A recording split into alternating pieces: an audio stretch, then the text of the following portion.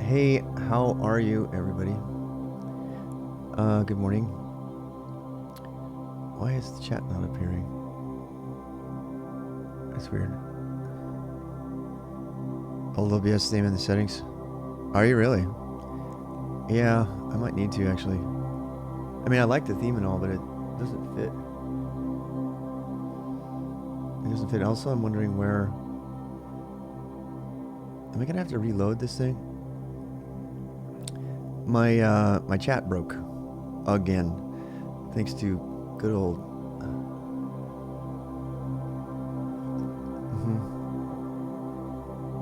Chat is broke.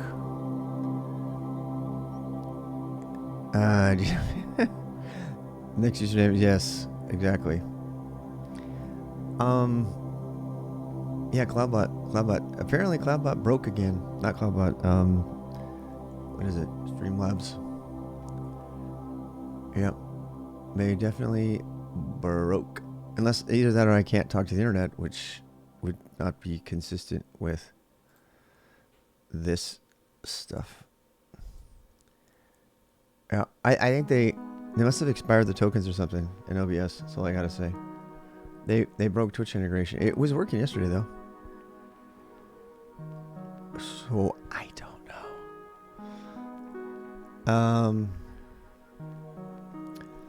I'm gonna go try to find it. So just be aware that they may have broken your favorite browser thing. Alertbox, Cloudbox. I cannot show you this, unfortunately. All widgets. All platforms, game, new, chatbot. No, what? Include your channel's chat in your stream and make it look pretty. Did that already. Copy. Copy. Alright, let me try to see if I can fix this really quick.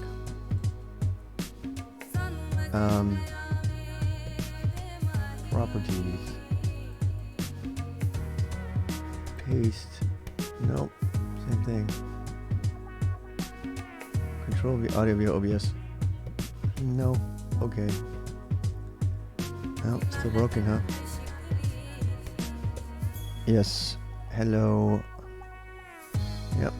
It's Bork, my friends. It's definitely Bork.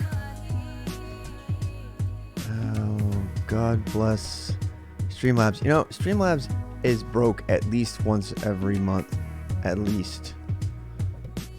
At least. I want to make my own. Get rid of the browser source stuff.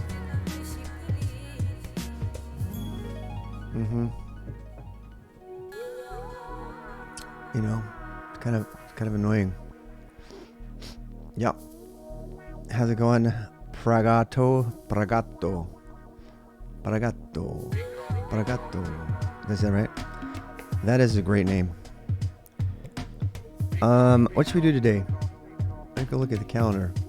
I'm sorry there's no chat, but I can't make excuses for Streamlabs. I mean, I want to say maybe they, you know what? I'm not going to make my own Streamlabs. I'm just going to make my own browser plugins so that grab the Twitch chat. You just can do browser plugins for that. It's like, browser sources. Yeah, it has built-in browser source. That's what I'm saying. Actually, I think it would probably be better on Linux now. It was horrible on Linux before. They did not have browser sources in OBS until like last year or something. Oh, it's a Bengali name. Cool. All right, let me see if I remove the chat and I add another chat. I know this is completely dumb, but nobody cares, but I kind of want to see if OBS broke it or not. So add a browser source. We'll call it chat2.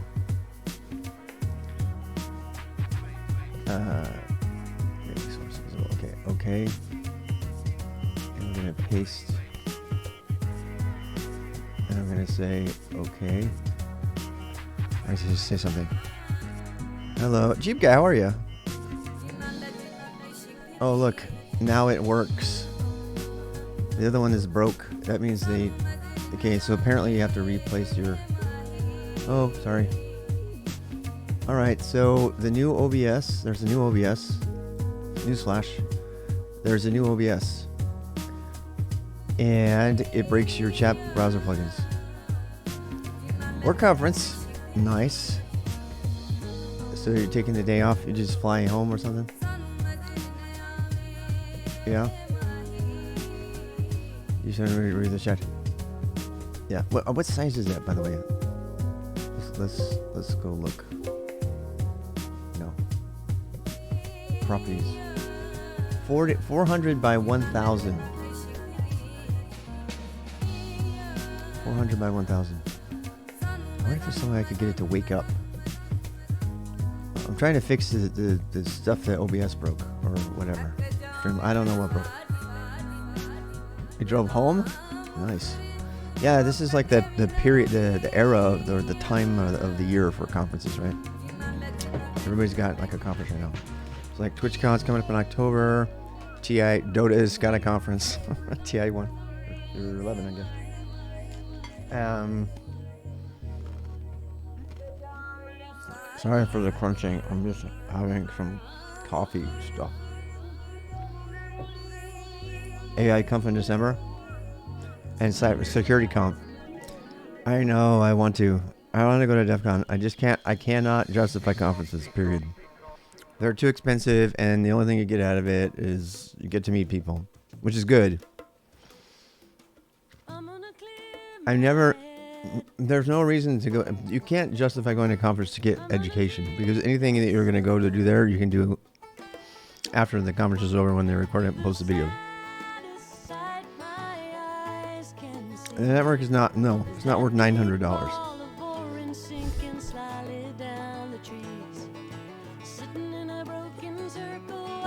In my opinion, there's other ways to do networking besides that.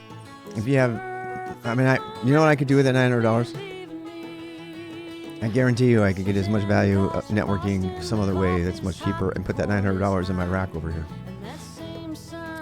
Yeah. It helped that work pay for the parts. Yeah. Work always pays for shit. I'm like, oh yeah, those conferences are great. Everybody should go.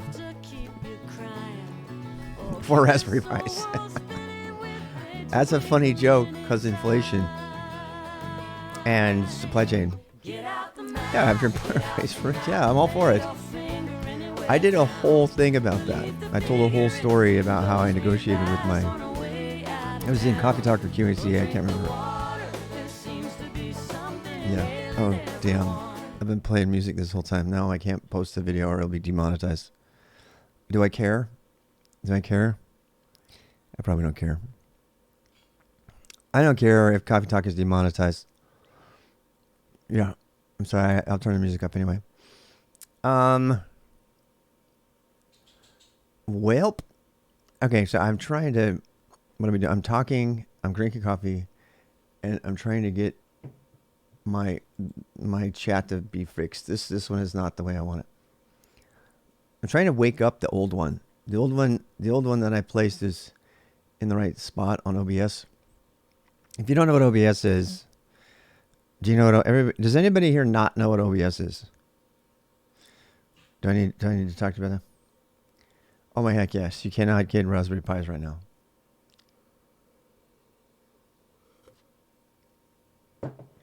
They've been back ordered for like almost a year now. Something. It's crazy. Same. Most low consumer electronics like that. You'd have a better chance. Actually, something interesting because of the here. Let me show you. Arduino. I don't know about that. But let me show you something. Let me show you why you actually might not want a Raspberry Pi. Why do you want one? Do you want one because you want to like have a small computer to mess around with? No. So I'm going to challenge the premise that Raspberry Pi is the best way to do that, especially now. Yeah, but watch. Are you talking about electronics projects? A lot of people get Raspberry Pis, but they don't use the electronics part of it, right? Across your whole network? Okay, you don't need a Raspberry Pi for that. You could do this instead. And by the way, those Pi-hole things don't ever work. They're overzealous. Maybe it's better now, but when I tried it, 4 years ago? You want a low power PoE cluster? All right. But this is not bad. Look at the price on that. I mean, just pause for a second and read this. This has a 128 gig, 256 gigabyte SSD. You're not going to get that on a Raspberry Pi. This is half the cost of a Raspberry Pi right now, or a Jetson Nano. And I just, look at the back. I'm going to point the back toward the front. No, it's power over Ethernet. Yeah. Look at this. Look at all these USB ports. This thing has HDMI, DisplayPort out, gigabit Ethernet, 256 gigabyte. Why are you going for Raspberry Pi? That's okay. So I am kind of glad that the whole point of this is I'm kind of glad that this Raspberry Pi shortage happened and everything. Not to mention the fact that Raspberry Pi is ARM. I don't care about Renewed either. So I bought 3 of these for $400. Well, and change. 3 of these for $400. They're 7 inches wide, so I can fit. You can see, I'm going to show them on my rack. The reason I got these is because the IOPS is going to be way faster because it's a gigabit. It's perfect, absolutely perfect for. And guys, I do not have an affiliate link or anything, so I'm not shilling. I actually just care about you. Who am I kidding? I don't give a shit. but there you go. There's a link. So, I just, honestly, I'm just trying to save people some money here. This thing is way, way more powerful than a Raspberry Pi. Quad core i5. 3.1 gigahertz if you want to. 16 gigabytes of DDR4 RAM. 256 gigabyte thing for less than a Raspberry Pi with AMD 64 hardware. So I have no desire whatsoever to have Raspberry Pi. I have a lot of them. In fact, I have 20 of them right there. There are 2s though. I know. So look, if you have a problem with power drain, or if you want to have it talk to electronics or something, then that would be a problem, right? Hardware is genuine? No. I probably should. Maybe I should. Maybe I will this time. I haven't. No. I don't care. They're refurbished. And it's got really great reviews. There's one review and another one where, not this one, it was a different one. To just make sure you read the reviews. There's another one that's out there that's not as good that the reviews are like, I had cosmetic failures and stuff and everything. And I also feel good because I'm like saving the world by reusing old hardware. And I don't care. I mean, I got 20 Mac Minis over there. I paid $130 for a 2015 Mac Mini. Not the same price. Not as powerful. Not nearly as powerful as this. In fact, I went to go get another Mac Mini to be my control plane because your control plane data writes, we found out on Friday that data writes are the most limiting thing for etcd, Kubernetes, stuff like that. Data write speed. You have to have 50 IOPS minimum. And you can go watch homelab init. I posted that video and I was like ranting because it's so hard to figure out IOPS. It turns out it's not hard at all. You just run FIO and you're done. And you got some switches on it, right? You run FIO and some switches and it'll tell you the current running IOPS and then it summarizes it. And I'm like, oh, and big bones for microcontroller. Yeah, if you're going to do microcontroller, there's tons of other stuff besides Raspberry Pi. Yeah, please. Place the eBay link. Even your affiliate links, but just tell us. And so, yeah, you can always post links here unless they're like, to bad stuff. And even then, people don't ask about that and they post to bad stuff all the time. Whatever. Life of a streamer. So yeah, so I'm going to get 3 of these, and these are going to be my etcd high availability simulated control. So I know it makes no sense, but in my little apartment here on my personal rack, I'm going to have high availability architecture, except for the switches, of course. And in order to get it, I had to like plug one of my racks into the outlet in the bathroom.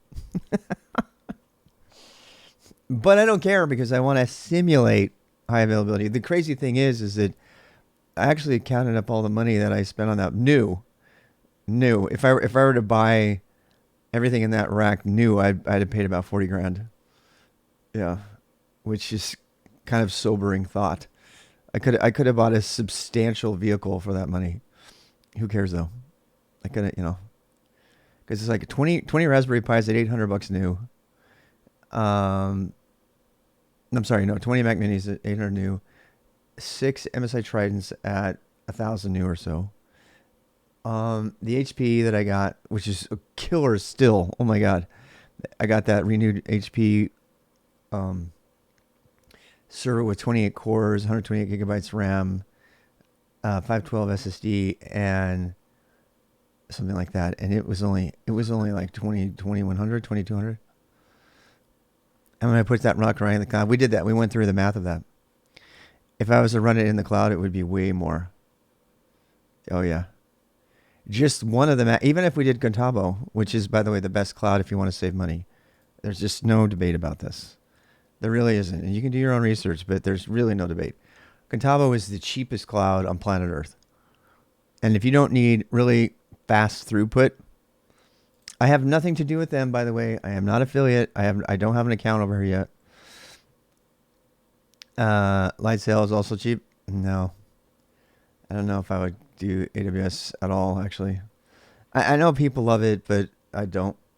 I spent a year on AWS, and I was like, I don't want anywhere near this. I am not a fan of Linode. I have never gotten over their whole company getting hacked. People think that that's old school, but not to mention the fact that you can't host other kinds of things there. DigitalOcean is my current primary provider, but Contabo is going to be my secondary one. I love DigitalOcean because I love the interface and I love DigitalOcean. I just love the company. I know OVH is cheaper. What is OVH? I don't know what that is. So here we go. Four CPUs. Just to get one CPU on DigitalOcean is $7 a month. Just one. 8 gigabytes of RAM. Another account provider. And then what's the other one? There's a V. Whatever. I spent a bit of money on them.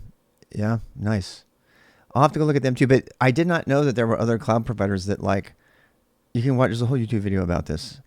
They ratchet back they throttle your bandwidth. So they don't care about RAM and CPU and all that stuff. The way they save their money is they throttle your bandwidth to some ridiculous number that nobody who has a private server is ever going to care about.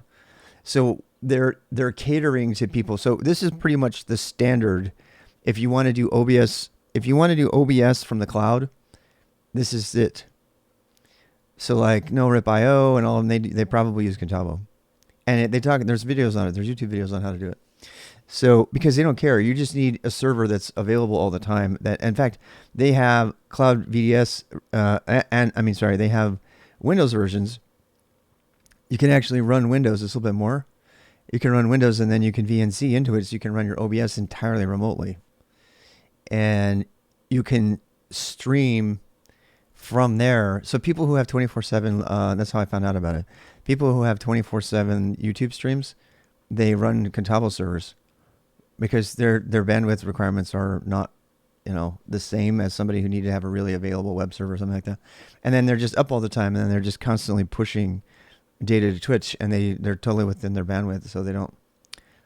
Yeah, 50 gigabytes NVMe hardware. It's really cool because their storage is really fast. Their disks are really fast. It's absolutely great for this Contabo. From what I'm reading about when I went into the specs, it's perfect for hosting game servers. It's absolutely perfect for that because there's only so many people you can have concurrently connected to a game server anyway. So you would never top out your bandwidth or anything. and your concurrent access. So like if you want to run like a TF2 server or a Minecraft server, this is ideal for a Minecraft server. In fact, that's what I was looking at them for. I was like, I'm thinking of putting a Minecraft server up here. Yeah, and this has that. This has like really, really low latency. It's in the cloud. It has NVMe drives, so there's no disk latency at all. It's like, it's almost like it's entirely, I really believe it was probably designed for game servers in mind, because the price is so low that you could run, you could run a game server, any game server. Yeah, and the problem with Minecraft is it's a real bandwidth hog. So you usually can't do that over your home network. You can, but, and why would you? I mean, Minecraft is so riddled with vulnerabilities, it's insane. I would never, ever run a Minecraft server at home. I had to stop teaching it. I had to cancel summer camps on that topic and get rid of my curriculum for that and everything, because I just could not. These kids were like setting up Minecraft servers at home, and while they were getting them set up, they were getting hacked. And I was like, I can't. And also they were downloading these stupid plugins, and they were putting these plugins, they weren't vetting them or anything. And Minecraft is full. The Minecraft community is full of nefarious, horrible people who just want to own people's Minecraft servers. Yeah, I had to stop. Doing it. I mean, it was so bad. There was actually Minecraft mods and plugins and stuff that would destroy your server on purpose. And then Log4j came around. That was even worse. And then, but there was like mods. One plugin would take out another mod because it was competing with it. And then you had, oh my God, the worst of all was what is it? The Pokemon one. What was it called? The Pokemon one was the worst of all. So their creators put a root vulnerability in every server. They gave themselves root access to any server running their thing. They wrote a backdoor and put it in the fucking plugin, and they got caught by the Register. It's a UK paper. You can go read about it. They got caught. They got caught by them, and they put it on the thing, and the people who made Pixelmon sued him. They sued him and said, you cannot violate our privacy rights and our copyright by telling the rest of the world that we put a root backdoor into our plugin. That's how crass these people were. They had no shits to give. And then whoever came in and like shut them down was like, no, this is Pokemon. And it was so satisfying when the actual Pokemon people like gave him a cease and desist order. And then they just shut him all the way down. They're like, no, fuck you. You can't do this. This is completely wrong. You're not supposed to do this. This is all based on Pokemon. They totally just didn't even care about copyright. They didn't even care about trademarks or anything. They just did it. And if you know the Pokemon people, they really, really care about managing their brand. So they found out about it, and then they ended up making their own game that's like Minecraft.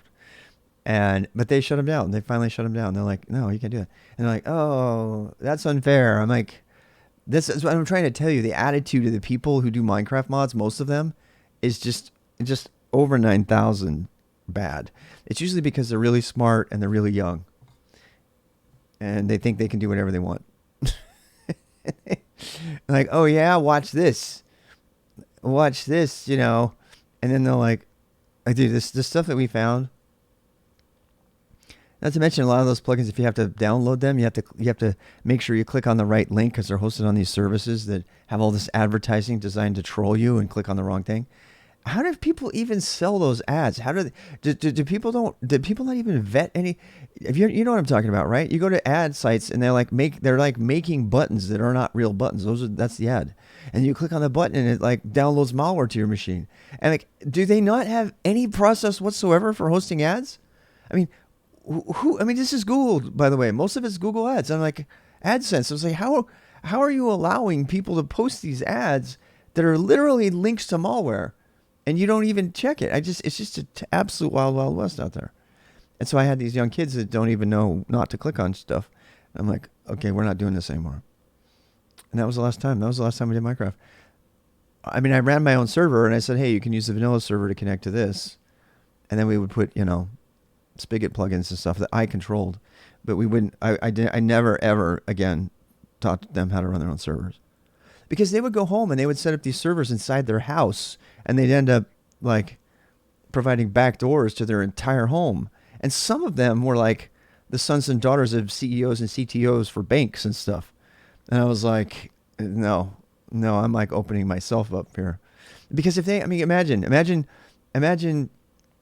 the son of PayPal's dad, CTO, which was here, he's a kid that I used to teach. He died actually. It's very sad. But just imagine him setting up a Minecraft honeypot inside of the CTO of PayPal's mansion, and not being told how to detect it. No. Well, he would, but some of the other ones not so much. No, because I mean, I'm thinking of one vice president in particular. Yeah. There's one vice president, and I'm being non-discreet on purpose, or discreet. They were in tech, but they had no idea how tech worked. So they were actually in charge of.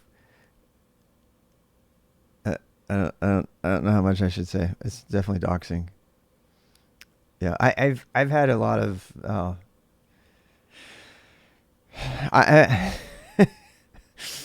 I mean, I'm in Charlotte, right? So, I mean, some of the biggest financial and insurance institutions in the world are here.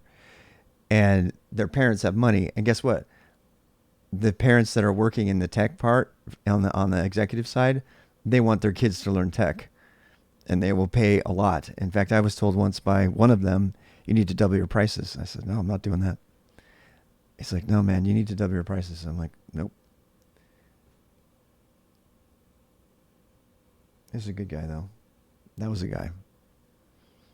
I'm just remembering all these awesome people that they live in a different world, though, man.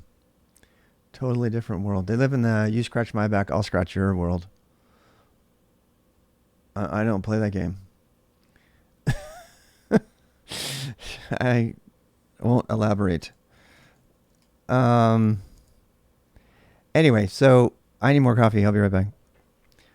I will admit it. I do like hoodie weather. Hoodie weather is nice. What's up with you guys? What's up? What's up? What's up? All right, I have to resize this. Are they finally going to let us resize? No. They need to really let us resize. They really do. That's an annoyance. It's an annoyance for sure. Boom. Oh boy, wrong thing. Yeah. All right, I can do this. I promise. There you are, see? There you go. Uh-huh. Monitors do you have? A 4.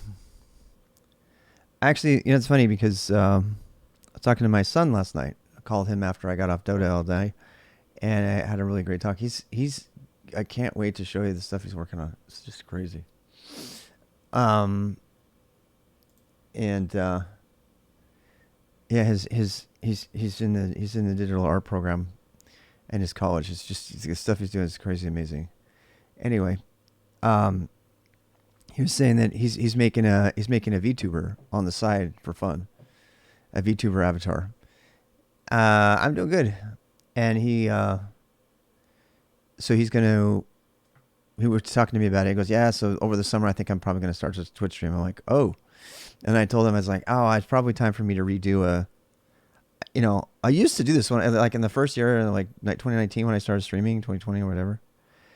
I would make streams about my streaming stuff all the time.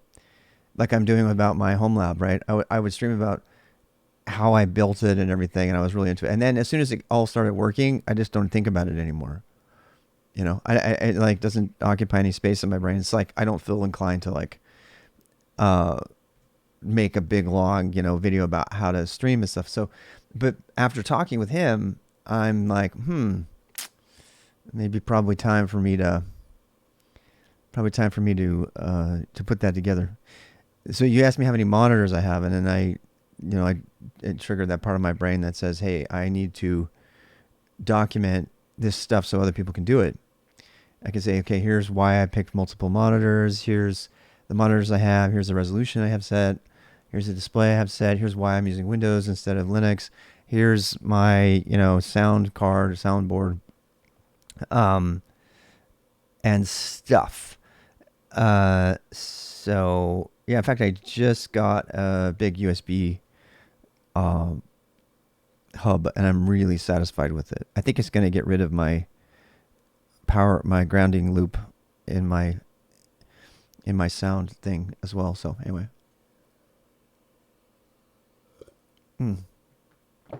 it's all good. So bottom line, I'm going to do that. I have 4 monitors, but I really need them. I really, really do. Yeah, I do. I need, oh boy. What have I done? Sources. Audio mixer. I need that one on. Sources can go over here though. I'm moving stuff around. Okay, I'm gonna put sources in there. Sources and scenes. I'm like fixing my OBS. They got rid of we don't have enough space on OBS, so I'm like fixing that right now. Bum ba ba doo doo doo ba doo boo boo. Yep. Alrighty. So yeah, what are we gonna do today?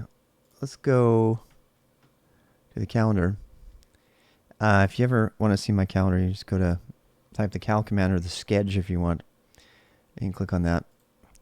And that'll take you in here. I don't have these optiplexes. When are they coming? When are they going to be here, by the way? I should be here anytime. I hope they come here soon. Oh, it's because they're not sold by Amazon. That's why they're taking longer. Okay. Yeah. So the cost of the rack compared to the cost of the cloud, right? All right. So let's actually do that. Let's say $7 a month times 20. I'm going to do this. I'm going to do this math. So BC 7 times 20 is 140, right? So $140 dollars a month just for that. Those 6 Tridents are the next level up. They're next level up. So the Tridents have 8 cores and 16 gigabytes RAM. So we'll say 12. So 6 times 12 was it 72? I never did my 12 times tables as a kid. I always failed. I'm not a smart person. 84, see? Told you. Of course it's 84. 7 times what I say. I can't do math in my head. I never have been able to. So 140 plus 80. I'm not smart. I'm not. I'm just telling you. So $224 a month. All right. That's just those. Now, if I were to rent the HP server that I have, okay, that has 28 cores, 128 gigabytes of RAM, and 512 SSD, I would be. Do they even have that? Let's say 2 of these, right? So that would be $70, extra $70 a month. So that's $294. So let's say $300 a month, right? That's not counting the 2 Jetson Nanos that I have, which you cannot rent a Jetson Nano online, as far as I know. Do you guys know about a Jetson Nano? right? You can, if you want to do machine learning, which I do eventually want to get into machine learning. It's not going to happen if I play like 7 hours of Dota on Sunday. I have to pull back on that. But anyway, so this is the Jetson Nano. This is the standard thing to train yourself in training, in machine learning training. I'm good. Remedies, how are you? So this is how many cores is it? It's 128 CUDA cores, which is a big deal. I mean, it's a big deal. Yeah. Oh, AI courses and certification. Ooh, I want to do that. My heart just went up a beat there. I really want to get into AI. I support AI in the cluster right now. All of my customers are AI people. And I want to learn AI. I want to learn basic AI so that I can relate. I mean, I have the general concepts down, but I really want to do that. This is something, I mean, this is probably 2 years out. I still need to learn all of Kubernetes, like on-prem and stuff. I'm writing a pamphlet or a digital book about that myself, actually.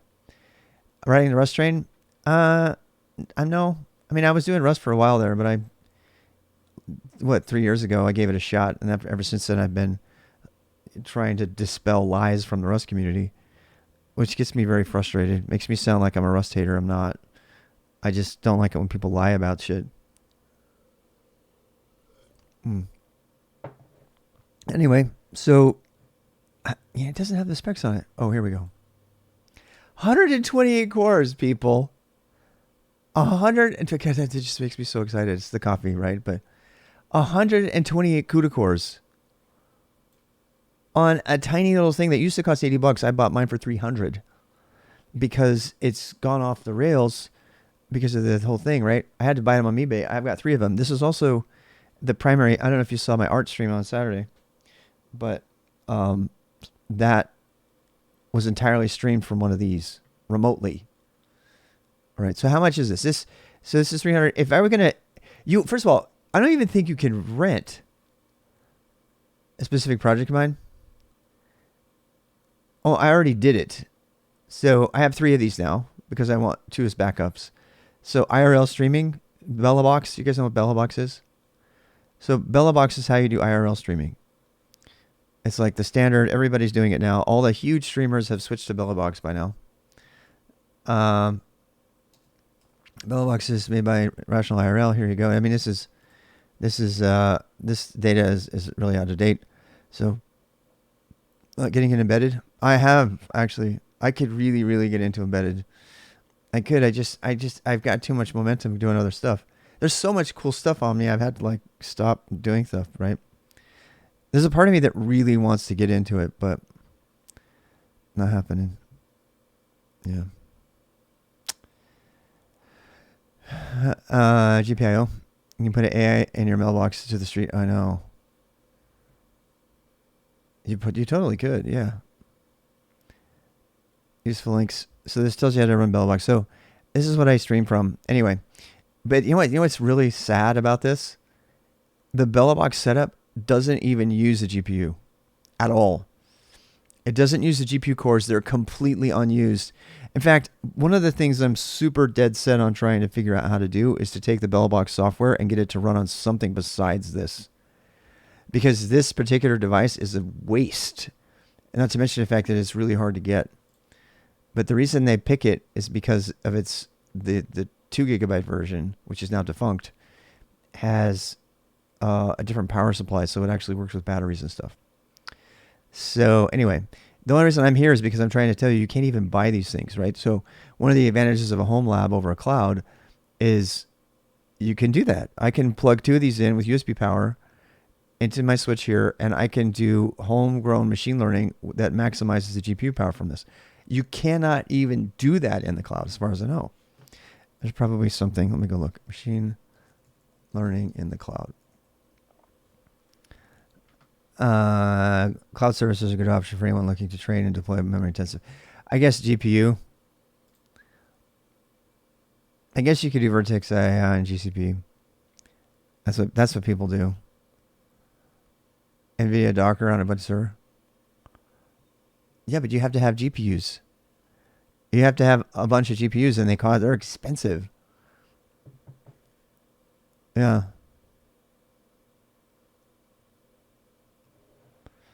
GCP is a cloud-based compiler. I know people are doing it.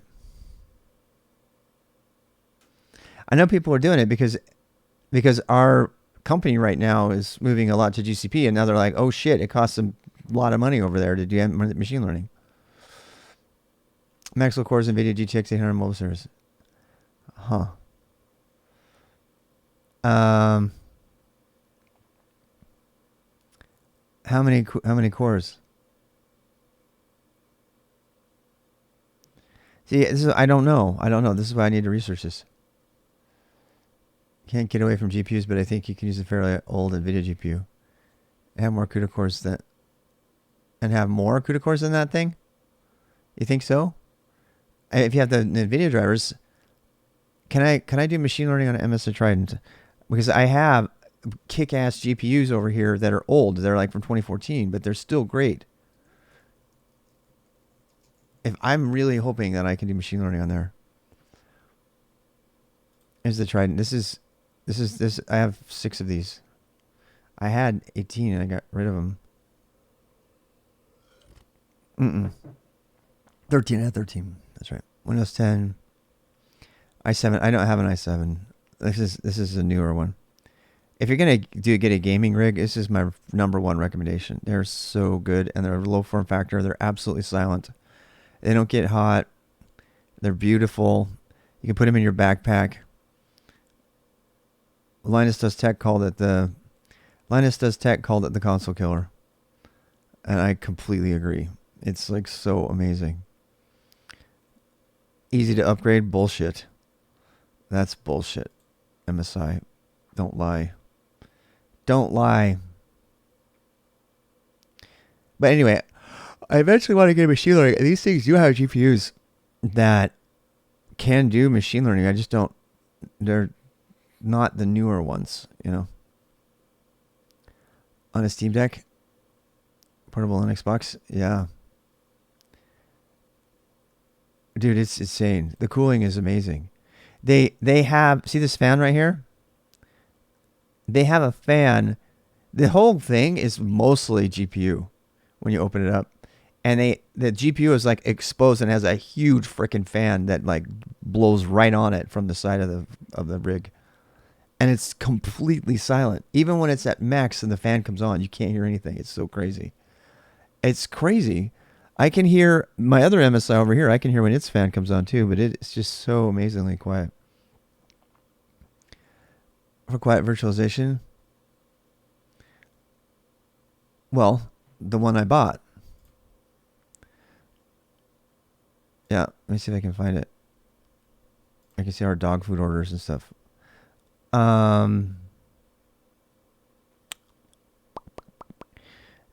blah, blah, blah.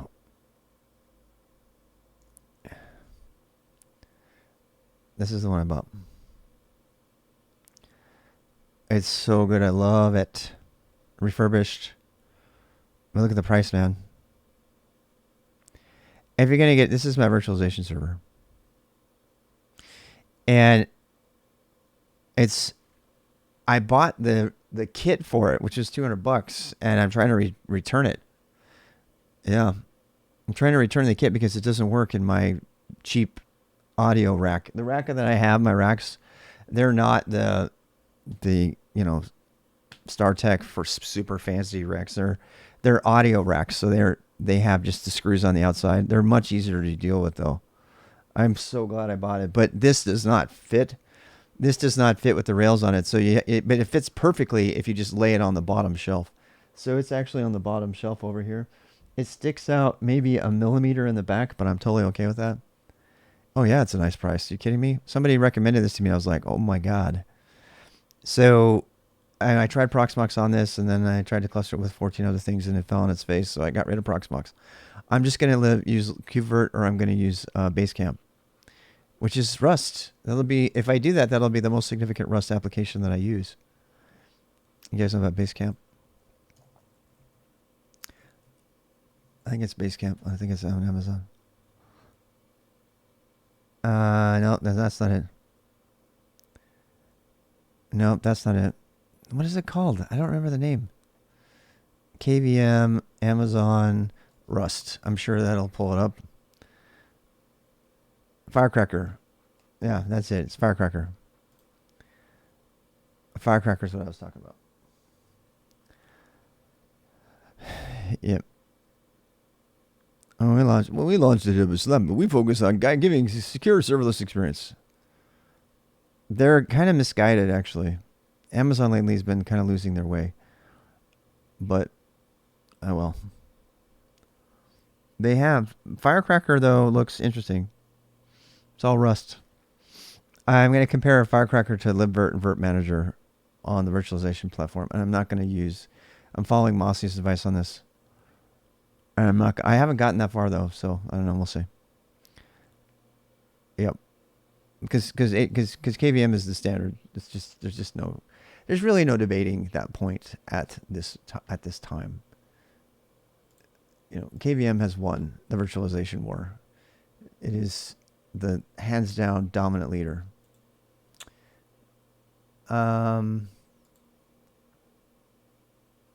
So remove. I'm fixing something here. Give me a second.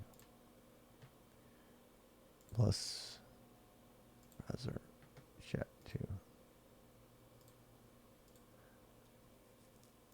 2. Okay. Let's try this now.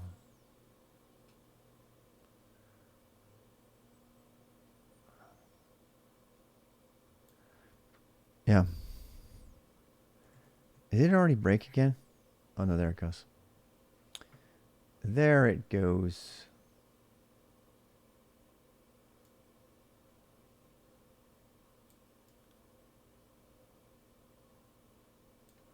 Get more into containers. Yeah, no, it's not as scary. I was you like last year, 2 years ago, year and a half ago. Yeah. I was you. I was like, oh, containers scary. Kubernetes scary. You got to learn it, man. You got to learn virtualization and containerization. If you're going to be in IT today, anywhere on the, even in, the only people who don't need to learn about this are front-end designers. They spend all their day in HTML and CSS. And even then, they should probably learn it. And then they just hand off to the DevOps people, who are the people who barely know more than that, who know Docker, and some of them know Kubernetes, but they don't know infrastructure at all, most of them. But I'm on the opposite side of that. I'm living on the infrastructure side mostly. Actually, not completely in infrastructure, right above infrastructure. Because, like, the people who live entirely in infrastructure, they don't use Kubernetes or Docker, and they have no idea. Well, Docker they do, but Kubernetes no.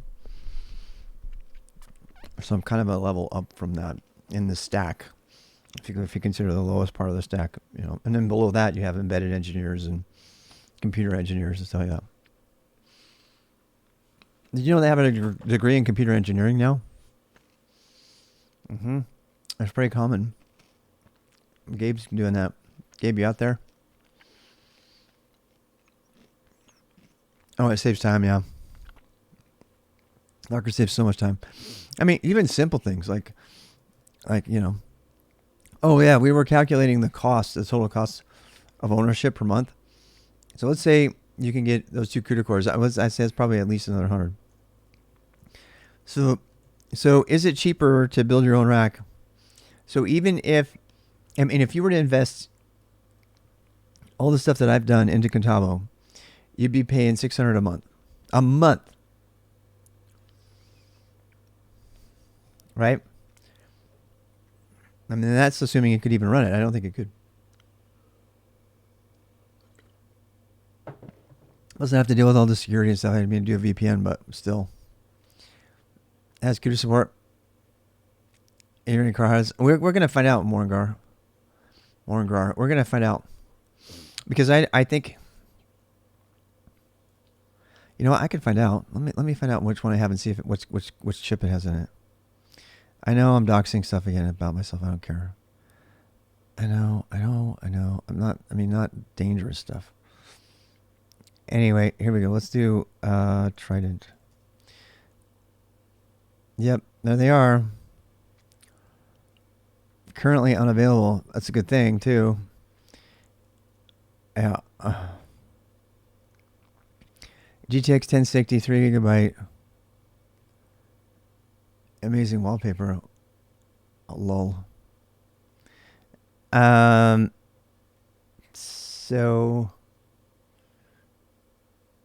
So here we go. We have, I think you mean poster, maybe. So form factor, ATX form tower, power i5, say 6 cores. Are there 6 cores? I thought they were 8. 6 cores, graphics card, NVIDIA's latest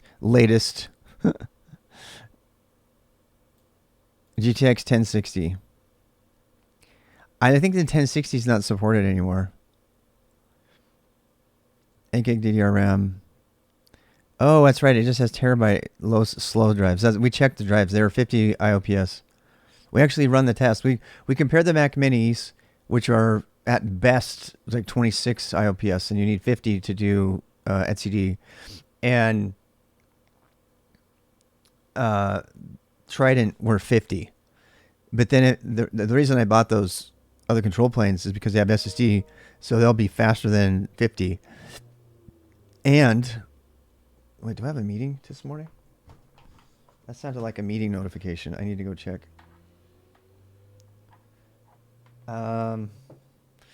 Anyway, you probably follow my logic there. So I think we should close it up for today. So the point I'm trying to make is that I didn't want to throw away the GPUs in here.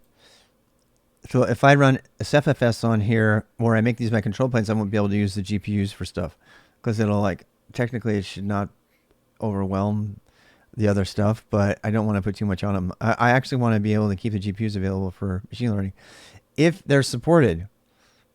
So let's do a little bit of research. Machine learning on, those are support matrix and GPU. They are in there. They are still in the support matrix. I thought they got taken off. Let's look at the performance of GeForce and NVIDIA, because you know what? Those Tridents have i5s. They're mostly GPU, and it'd be such a shame for me to throw that GPU away and just not use it. So I want to do machine learning with the GPUs and crack passwords and stuff. Is there a version of John the Ripper that uses GPU instead of CPU? If there's not, I'm going to make it. So, a GPU 1060 good for machine learning. Let us look at performance of GeForce. I actually kind of want to do that. I want to make a benevolent botnet that includes modular, composition kind of like things. And one of the composition things I want to put in it is a distributed password cracker that will separate, it'll separate the job of cracking a password and set the different dictionaries for the password across like 10 systems. So support depends on the library. Newest TensorFlow may be a gambler. I think an older Docker image should do the trick. An older Docker image? Using Hashcat when cracking with GPU? It's been a while. Really? Yeah. Because even if the machine learning use of the GPUs isn't going to work, they're freaking powerful GPUs in terms of like that kind of thing. So there's definitely, and I got 6 of them. So, and it's distributed. So I really, really want to make that happen. We had to crack some passwords. Did you really? Wow. Yeah. Yeah. So, I mean, whether you want to crack them for fun or you want to, grab out Wi-Fi passwords and start cracking, web stuff, that's all stuff I want to do on my rig, by the way. TensorFlow isn't the only thing out there. I know. I was looking at to see if PyTorch is a thing. I mean, there's other things that don't necessarily require NVIDIA, but I do have NVIDIA GPUs. That's why I was looking. So can I do deep learning with 1060 and set 70? Given that you're a student doing it out of personal interest, want to do some gaming still, I suggest GTX 10 6 gigabytes Since at present the GTX 1070 Ti is overpriced due to crypto miners. Ha! I happen to have a laptop with a GTX 1060 lying around, so I dedicated this small precious speed test. Huh. The whole code in milliseconds. It took about. I should have put in dimensions. With the CUDA-able cores and with the what? 1,280 CUDA-enabled cores on a 1060. So I can still use the cores. I don't have to use TensorFlow. TensorFlow is the thing that's gonna stop it, right?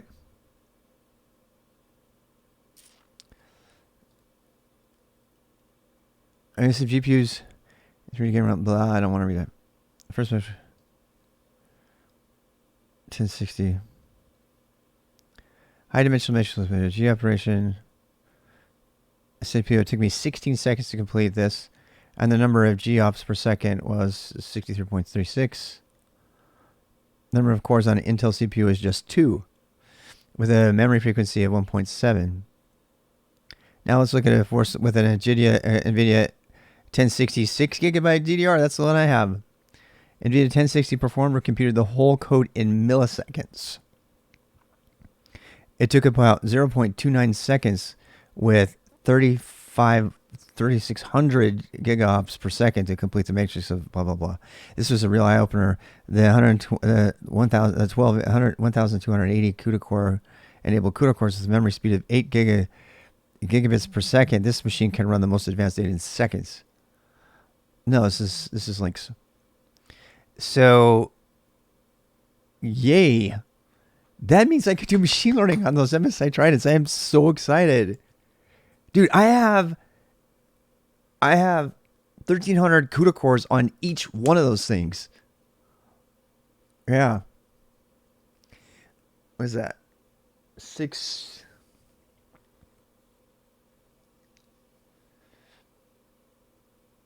That's like 7,800 CUDA cores. I have got the best freaking machine learning rig. I've got to get into machine learning now. That's got to be the next thing. And then I'm going to do machine learning and cybersecurity.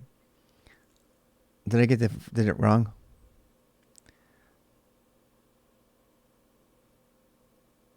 It's almost like a 3080. Oh, right. Because if I distribute the job, but I'm pretty, from what I've been watching, because I support high performance machine learning, people can distribute the jobs across systems. They can. There's a way to distribute it across multiple like target end nodes. So, VRAM transformation models won't run on less than 8 gig. Oh, that's too bad. Because I only have 3. I only have 3 gigabyte. Yeah. Distribution may solve it. Yeah. So I'm so glad if it's possible. I don't know if it's possible though either. I'm glad I didn't sell them, because if I can pool those systems, if I can pool those 6 machines, yeah, I could get a pretty hefty machine learning box, and then I'll be like running through the roof on power, but whatever.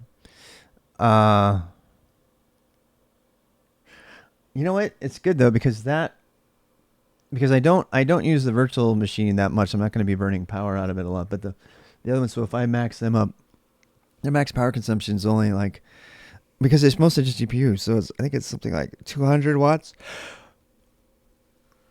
So, yeah. All right. Well, I got to go to work. I gotta go to work, but this has been really fun. It's been really fun geeking out. I am super excited about the whole setup, and you know what I decided? I decided that I'm probably not gonna run CephFS because I don't I don't know. I might. What I haven't figured out though is if running SeftFS on these guys, because I have 6 of them, right? 6 terabytes of storage if I do it with SeftFS. I haven't decided if I do that, what it's going to do to the store. I'm actually starting to think of making each one an NFS mount instead now, so that like, and then have that NFS mount be local storage available. So then I could write. So like if I have like if the jobs need to write to logs or something like that, I could write to the different NFS things, and then they could all be mounted so that I can have a collection point for all the data. And then I would just have different NFS mounts. If I do it like that, then I don't have the complications of having distributed storage like SeftFS does and requires it. Because when you use SeftFS, then it also requires a bunch of RAM and CPUs that are pretty fast and things like that. But it pools all the data, so that would make it look like I had, 6 terabytes of storage. And I don't, but I don't know if I like that, because all of the data storage has to go through there. So, and I already have a 720 RPM disk, which is already, it's fast, but it's not really fast. So I kind of want to keep this storage local and then use disk local storage for a storage class. And then, so for certain jobs, I'd say, okay, I want this disk local storage. And then it would force it to run Kubernetes jobs on a specific target node, but that node would be like kick-ass fast, because it would be doing local storage. And I know that from dealing with Elasticsearch, that sometimes you don't want to use NFS, right? So what I would do is I would make all of the systems NFS mounts, but I would have the drive that gets NFS mounted also available for local storage. So that way I could have jobs that where everything that runs across the Mac Minis as nodes could use that NFS storage if it wanted to read it and look at it and stuff. But for the job that, I could do a stateful set, I could do a stateful set that ties to user local storage for persistent volume claim, and to local storage. And then that, though, I could write jobs over there that like kick ass because they're going to be writing directly to disk, like to the same disk, not to some persistent thing over the wire. So, and that's not something that you would probably find in the enterprise, because it's bad form to, but I tell you what, it's a lot faster. And then we just need to make taints tolerations and stuff like that, or and then I am going to put GPU feature discovery, so I can say, hey, on any of these machines that have a 1060 GTX, run this machine learning Kubernetes pod job. And then I can avoid like PBS batch stuff, even though I still want to put batch on the system. I'm probably going to have batch running at the same. I don't know what I'm going to do with that.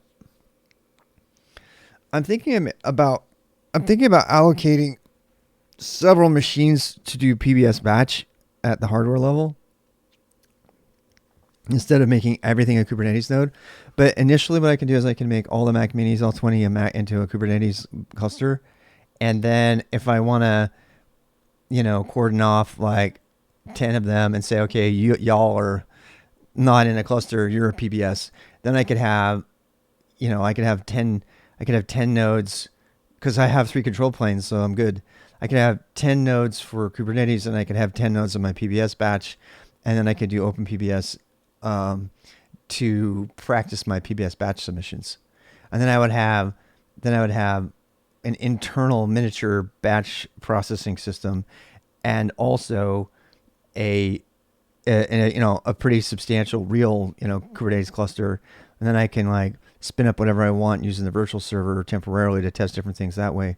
And then I would have my machine learning cluster with mounted NFS terabyte drives for like if I'm gathering a bunch of data or something. And I would probably put those under Kubernetes, actually.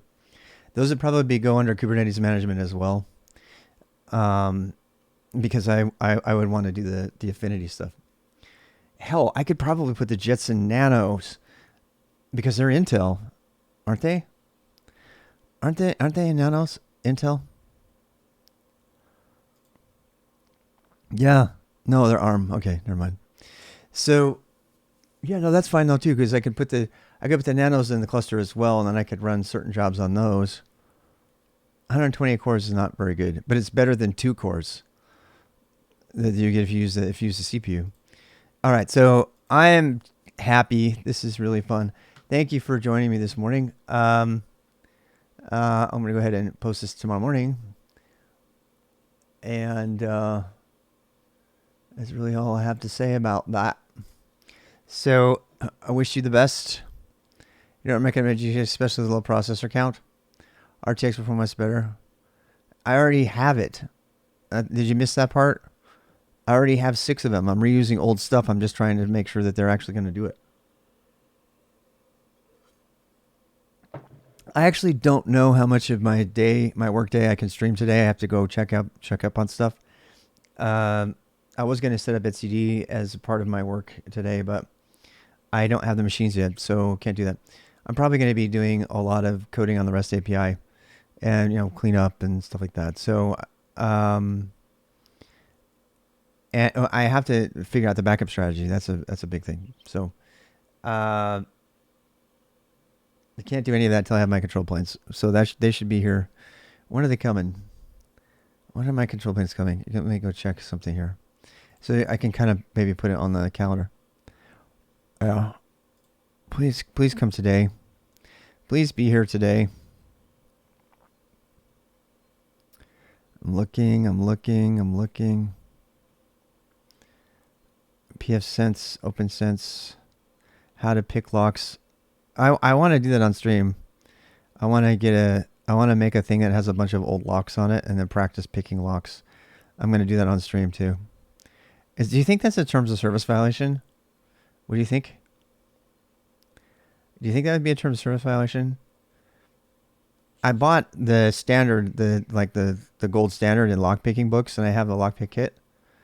And I've always wanted to learn how to do that. And I want to actually preface this it's for education, but I want to actually build one. I want to get I want to get a door. I want to get a door and put a ton of old locks on it, and then just practice lock picking on stream, like with a really close in camera. I think it would be fun. Yeah, I've been wanting to learn that my whole life. So anyway, where's my order? I can't find it. Where's my order? Not yet shipped. Damn it. Arriving September 30th through October 3rd. Damn. So I have to wait a long time. Prefaces for education. Yeah.